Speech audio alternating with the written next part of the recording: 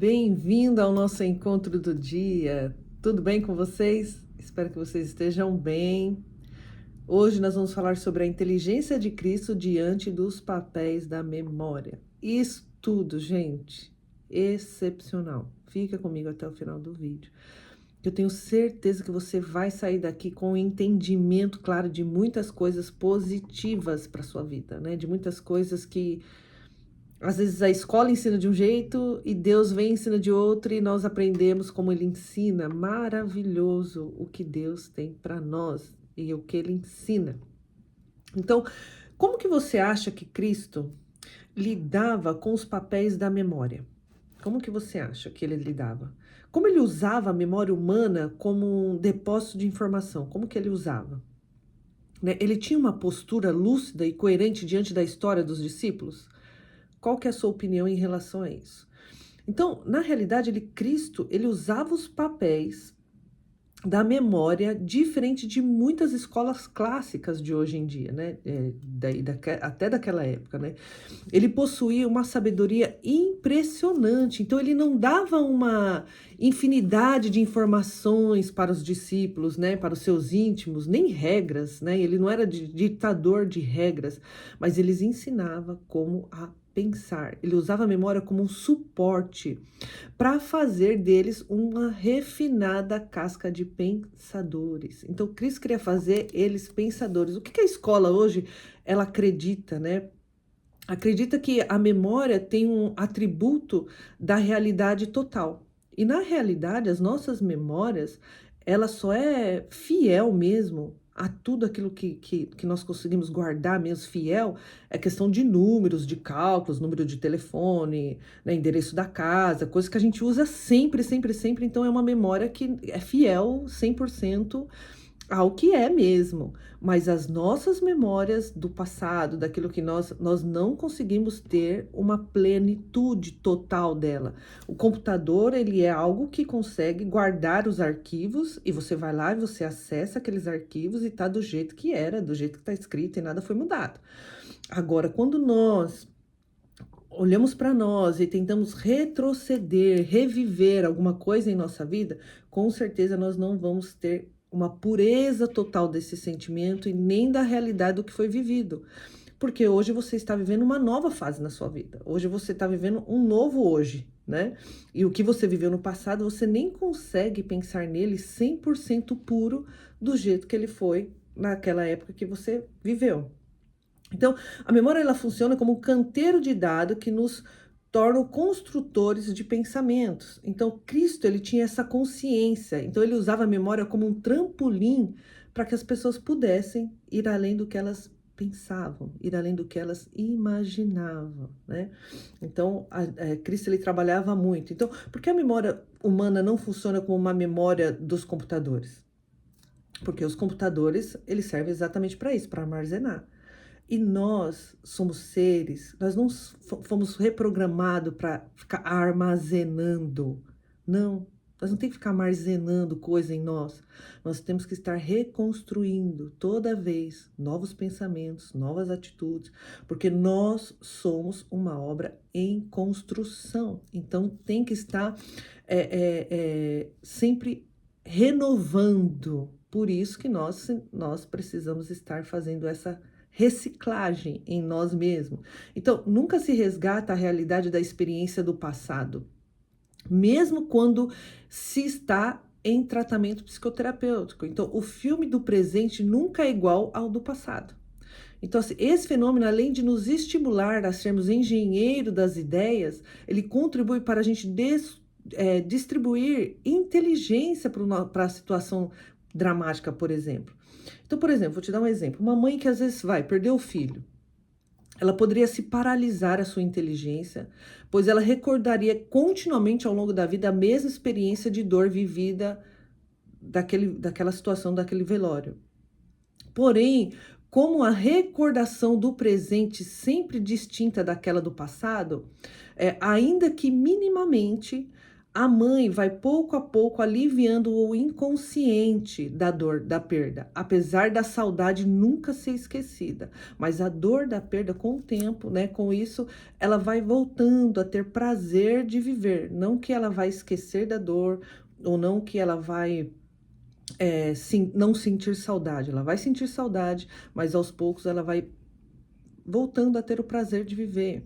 Então, sem tais mecanismos intelectuais expostos sinteticamente, não apenas as experiências de dor do fracasso poderiam paralisar a nossa inteligência, mas também a alegria e o sucesso poderiam nos manter na mesma situação. Ou seja, por exemplo, como nós temos que reciclar a nossa memória, como nós temos que estar sempre. Todo dia acontece algo diferente conosco, todo dia nós temos uma experiência nova, todo dia nós vivemos algo novo. Então, a nossa vida é sempre uma reciclagem, não pode ser um mar morto, né? Onde fica só naquela situação, só naquele pensamento, só naquilo, porque isso vai acabar te matando. Então, é exigido uma reciclagem, uma renovação, uma transformação todos os dias da nossa vida, para que a gente possa não se esquecer, né, mas não lembrar da dor como se ela fosse vivida hoje, como se ela estivesse acontecendo agora, né? Então, que nós possamos pegar essa dor e trazer um crescimento a cada dia para nós, em cada circunstância que nós vamos viver, que essa situação possa não nos ferir ao ponto de nos paralisar, mas que ela possa nos trazer um conhecimento de um novo eu que possa nascer aqui, né? Uma nova transformação, uma pessoa mais que passou por uma dor, que passou por uma experiência e hoje vive não gravitando em cima da dor, mas trabalhando novos pensamentos, novas circunstâncias e deixando isso falar dentro do seu coração. Então, precisamos compreender que a especialidade da inteligência humana é expandir a arte de pensar, criar, libertar pensamentos e não decorar, repetir informação. Então, assim, nós não podemos ficar repetindo toda hora a informação do que nós já vivemos. Nós não podemos ficar escravizados por aquilo que já passou. Então, nós temos que estar sempre renovando a nossa mente. Olha só o que a palavra de Deus fala no capítulo 6, 23 de Mateus.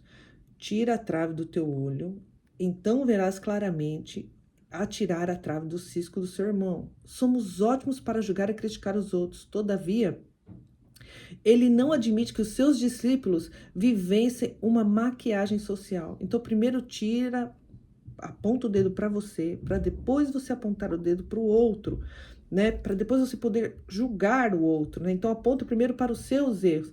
Então, os pensamentos não se registram na mesma intensidade que há determinadas experiências que obtêm o registro privilegiado do inconsciente e da memória. Por isso, toda vez que queria ensinar algo complexo e estimular uma função importante da inteligência, tal como aprender a se doar, a pensar antes de reagir e a reciclar competições predatórias, Jesus, ele usava gestos surpreendentes que chocavam a mente das pessoas e marcavam sempre a memória delas.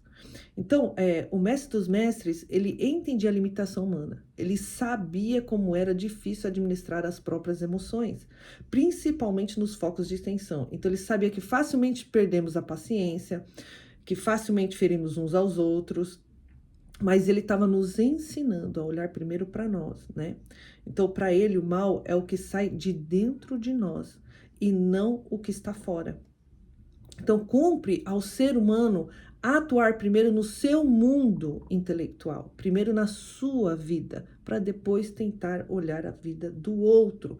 Então, Cristo não admitia que as tensões e a ira e a intolerância e os julgamentos viesse antes de você olhar para você mesmo. Então, como nós temos que olhar para nós, ver como que nós estamos, ver que tipo de sentimento eu tenho em questão de coisas que eu estou vivendo, né? Olha como nós temos que tomar cuidado, né, com os registros automáticos da nossa memória. Tem muita coisa que vai ser registrada, é automático, né, da nossa memória. Mas esse fenômeno que é registrado da nossa memória, por exemplo, registra toda e qualquer experiência da vida, tanto as boas quanto a ruim. Você vai ter um registro aí, tanto bom quanto ruim, de fracasso, tanto de fracasso quanto de sucesso. Então, a diferença no processo de leitura da memória, registrando aquilo que você está vivendo, é fundamental para você desenvolver a sua personalidade, como você analisar, você reviver a história, você escrever de novo aquela história. Mas, por exemplo, você viveu uma dor, viveu uma situação difícil, aí você vai lá naquela história de novo, você não vai conseguir viver ela 100% pura do jeito que ela foi vivida. Mas muitas vezes você só vai lembrar da dor que você sentiu por causa daquilo. Mas comece a tentar escrever um novo ângulo. Depois daquilo, o que aconteceu com você? Poxa, doeu muito, mas hoje eu sou uma pessoa mais madura. Hoje eu vejo, não vejo as coisas como eu viria, né? Então, analisa. Se você pudesse voltar atrás, você volta atrás daquela situação. O que você poderia fazer para que aquela situação não acontecesse daquele jeito? Qual atitude você tomaria para que aquela situação não acontecesse daquele jeito? Aí você vai pensar, sei lá, se eu tivesse mais sabedoria, se eu fosse mais calmo, se eu tivesse mais feliz naquele momento, talvez aquela situação não estaria acontecendo daquele jeito. Então você já tem uma noção do que seria preciso fazer para que aquela situação não acontecesse daquele jeito. Então, comece a escrever isso. Hoje eu entendo que eu preciso ser mais feliz. Aquela situação trouxe uma situação que eu preciso trabalhar a mais felicidade, trabalhar mais calma em mim, né? Para que quando outra situação chegar do mesmo jeito, eu já ter isso trabalhado em mim. Entende? Cada circunstância nos leva a um crescimento. Que a gente possa viver essa verdade, crescer nessa verdade e viver essas experiências dia após dia. Deus abençoe, compartilhe para que mais pessoas possam ser abençoadas como você está sendo.